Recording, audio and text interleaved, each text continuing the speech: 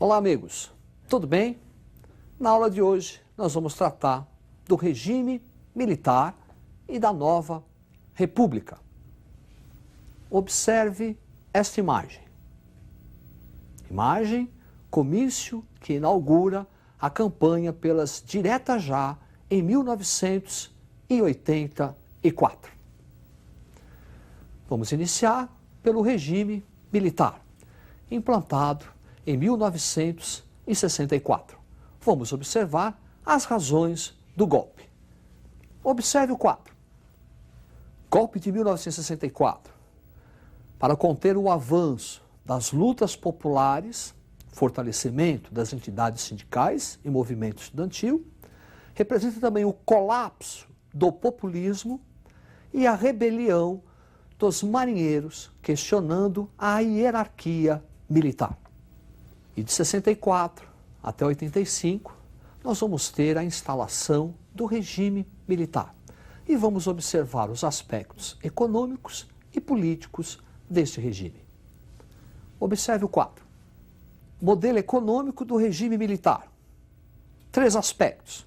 Uma intensificação da concentração de renda, aumentando a injustiça social, uma expansão do crédito, procurando ampliar a demanda de bens duráveis, automóveis, eletrodomésticos, como a utilização da poupança para a classe média, e um processo de abertura externa da economia, através de incentivos à exportação. Segundo o lema, exportar é o que importa. A abertura externa da economia vai prejudicar a indústria nacional por causa da concorrência e essa indústria vai se dedicar à produção de bens não duráveis. E as classes mais pobres não tinham como ter acesso. Daí, falências e desempregos dessas indústrias nacionais. Vamos caracterizar também como que foi o modelo político do regime militar. Preste muita atenção no quadro. No fortalecimento do executivo federal, também do executivo estadual e executivo municipal. Forte repressão aos movimentos sociais, sindicatos, movimentos estudantis, censura aos meios de comunicação, rádio, TV, imprensa, a elaboração da doutrina de segurança nacional, que servirá de pretexto para a punição e tortura durante o regime militar, e a instituição dos atos institucionais. Por atos institucionais, entende-se aquela interferência que o chefe do executivo tem, inclusive sobre preceitos constitucionais. Um ato institucional vale mais que o preceito constitucional. É através da edição dos atos institucionais que o regime militar politicamente se consolida. Vamos observar os 5 primeiros. Preste atenção na tela. Ato institucional número 1. Aí, 1 é aquele que vai definir a eleição de Humberto de Alencar Castelo Branco à presidência da República. Ato institucional número 2. Aí, 2. Determina a extinção dos partidos políticos e é o início do chamado bipartidarismo. Arena, Aliança Renovadora Nacional, Partido da Situação, e MDB, Movimento Democrático Brasileiro, de oposição ao regime militar, e ao ato que também estabelece eleições indiretas para presidente da República. Ato número 3, aí 3, estabelece eleições indiretas para governador. Ato número 4, aí 4, na verdade é aquele que leva o Congresso Nacional a aprovar uma nova Constituição, a chamada Constituição do Terror de 1967. E o ato número 5, aí 5, o símbolo da ditadura militar, representa a ampliação dos poderes do Executivo, podendo fechar o Congresso Nacional, podendo dissolver assembleias legislativas e câmaras municipais. E os direitos individuais, todos estavam cerceados. E o governo ainda poderia decretar estado de sítio. Após a análise dos aspectos econômicos e políticos do regime militar, vamos observar as principais realizações dos governos militares. Observe o quadro.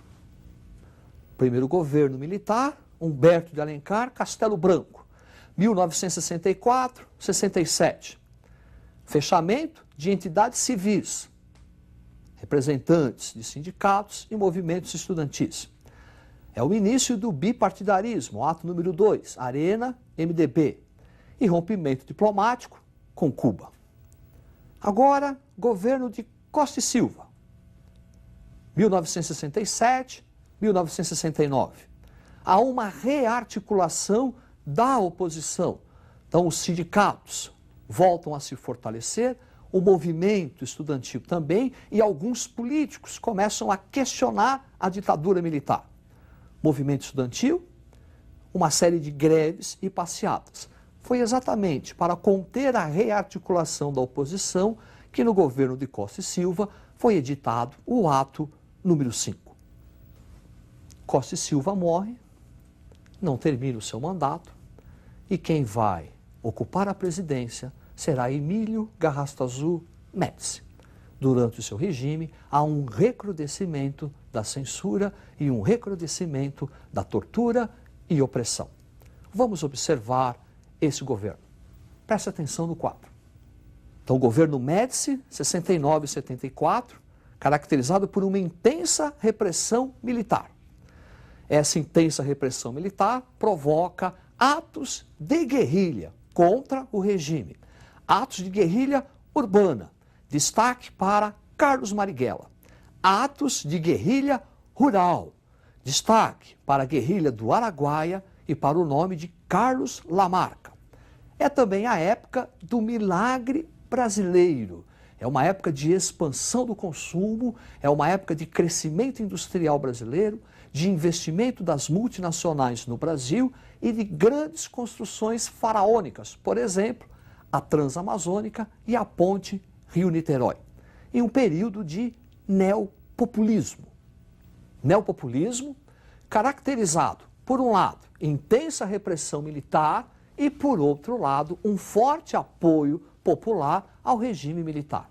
Isso porque Médici soube aproveitar-se muito bem das conquistas esportivas do Brasil na década de 70. Um tricampeonato mundial de futebol, Éder Joffre no pugilismo e Emerson Fittipaldi no automobilismo, iniciando-se assim uma verdadeira campanha ufanista. Brasil, ame-o ou deixe-o. O próximo governante militar será Ernesto Geisel e a partir dele inicia-se a crise do regime militar. Preste atenção no quadro. Governo Geisel, 1974-1979, caracterizado pelo início da abertura lenta, gradual e segura. Daí uma série de avanços e retrocessos nessa abertura. Por exemplo, em 1974, há uma ampla vitória do MDB, do Movimento Democrático Brasileiro. Um retrocesso, em 1975, o DOI-CODE inicia uma série de repressão e mortes aos opositores do regime, com destaque para a morte do jornalista paulista que trabalhava na TV Cultura de São Paulo, Vladimir Herzog. Edição do pacote de abril, que vai manter as eleições indiretas para presidente e ampliar o mandato presidencial. 1978, uma enorme greve de metalúrgicos no ABC Paulista, sob a liderança do líder sindical Luiz Inácio da Silva, o Lula. E no final do governo Geisel, revogação do ato institucional número 5. Governo Figueiredo, 1979-1985. No seu governo, um agravamento da crise econômica, início da liberdade de imprensa. 1979, uma ampla greve no ABC Paulista. No mesmo ano, lei de anistia. Os exilados durante o regime militar, o pluripartidarismo, surgem partidos políticos. A Arena, por exemplo, transforma-se em PDS. O MDB, PMDB. Aparece o PTB, PT. 1982, eleições diretas para governador. E em 84, início de uma campanha pelas diretas já. Apesar do sucesso e da intensa participação popular na campanha das diretas já, Tancredo Neves, que será o primeiro civil eleito após o regime militar, não será eleito pelas vias diretas, e sim indireta.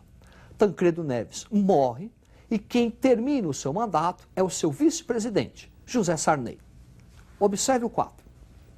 Com o governo Sarney, eleições diretas em todos os níveis, no executivo, no estadual, municipal e federal, uma grave crise econômica por conta de um processo inflacionário, levando o governo a decretar moratória e a edição de uma série de planos econômicos para conter a inflação. 86, o Plano Cruzado, 87, o Plano Bresce e 89, o Plano Verão. E em 88, é promulgada a Constituição que está em vigor, a chamada Constituição Cidadã. E com essa Constituição ficou determinada eleições diretas para presidente da República. Nessas eleições diretas, as primeiras, nós vamos ter um segundo turno envolvendo dois candidatos. Um que representava as esquerdas, Luiz Inácio Lula da Silva, e o outro representando a elite dominante, Fernando Collor de Mello. Collor de Mello é eleito, iniciando o seu governo. Observe. Governo Collor, marcado pela edição do Plano Collor e pela instabilidade econômica e política. Início do processo de privatizações. No seu governo, denúncias de corrupção, famoso caso PC Farias, e um processo de impeachment. Com o seu impeachment, o vice assume, Itamar Franco. Plebiscito de 1993, que vai manter a república e o presidencialismo. Adoção do Plano Real para um combate à inflação. Período de especulação financeira, forte abertura econômica, caracterizando falências e desempregos. Após o governo de Itamar Franco, vai ocorrer o duplo mandato de Fernando Henrique Cardoso, caracterizado por uma maior inserção do Brasil na globalização econômica. É isso aí. Uma boa sorte, estude e até a próxima.